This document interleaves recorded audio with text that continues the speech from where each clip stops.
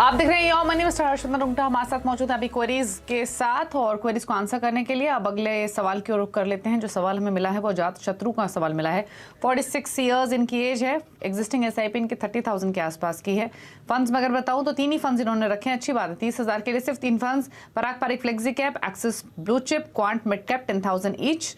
12 lakh existing portfolio की value है। 14 years में 2 करोड़ का टारगेट है। एक चीज अच्छी लगी इनके पोर्टफोलियो में मुझे कि 30,000 के लिए उन्होंने सिर्फ 3 फंड को चुना, तो short and crisp portfolio. But question is कि क्या तीनों फंड सही है, इन्हीं के साथ स्टिक करें या नहीं। 12 लाख के पोर्टफोलियो वैल्यू के साथ क्या 2 करोड़ का टारगेट लाइकली है 14 इयर्स में? तो ये दीपाली आपने सही कहा कि जो हम इतनी क्वेरीज देखे हैं जो 15, 16, 20,000 रुपए के लिए जो 8-10 स्कीम में कर रहे हैं, इन्होंने 30,000 रुपए के लिए 3 स्कीम रखी है। So that's ideal. इनफैक्ट बहुत काफी होता है, इससे ज्यादा जरूरत नहीं है। और जो इनका टारगेट है कि अगर इन्हें जो एग्जिस्टिंग पोर्टफोलियो वैल्यू प्लस जो इन्वेस्टमेंट करें 14 साल तक और 2 करोड़ का टारगेट है, मेरे हिसाब से कंफर्टेबली पूरा हो जाना चाहिए अगर हम 14% का अनुमान लगाते हैं इन्वेस्टमेंट रिटर्न। एक चीज और खाली एक ऑब्जर्वेशन, जो इनके पास एक फ्लेक्सी कैप है और लार्ज कैप है। तो सारे फ्लेक्सी कैप जो फंड्स जो है इनका बायस आज की तारीख में लार्ज कैप की तरफ ही है। तो अगर ये लार्ज कैप रखना चाह रहे हैं अलग से, तो मेरा सुझाव ये रहेगा कि ये एक इंडेक्स फंड ले तो बेटर होगा। क्योंकि मैंने पहले भी समझाया था कि लार्ज कैप अगर फंड है तो वो active funds have not been, बहुत सारे फंड्स नहीं है जो इंडेक्स को बीट कर पा रहे हैं। तो अगर ये इंडेक्स फंड में जाना चाहते हैं एक्सिस ब्लू चिप की जगह पे, तो ICICI Pru BSE Sensex fund एक ले सकते हैं। तो इनका पोर्टफोलियो एक passive, Parag Parikh flexi cap जो है वो एक्टिव लार्ज कैप कैटेगरी और बाकी का कैटेगरीज में भी इन्वेस्ट करता है।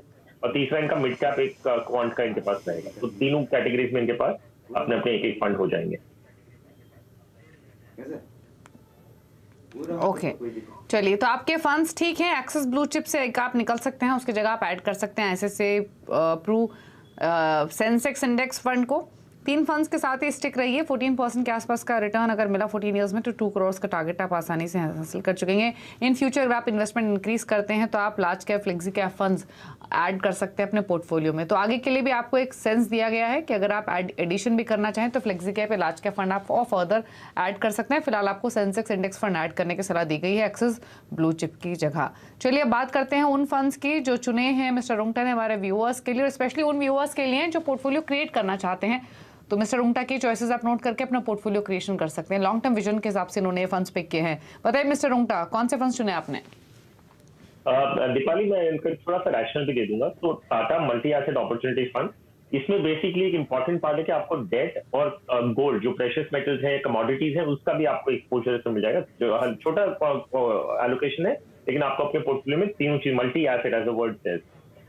ABSL Nifty 50 equal weight index fund, ये एक लार्ज कैप है जिसमें आपको निफ्टी की 50 कंपनीज में इक्वल एलोकेशन होगा। तो एक अच्छा इंडेक्स क्वांट बेस्ड आपको लार्ज कैप फंड आ जाएगा।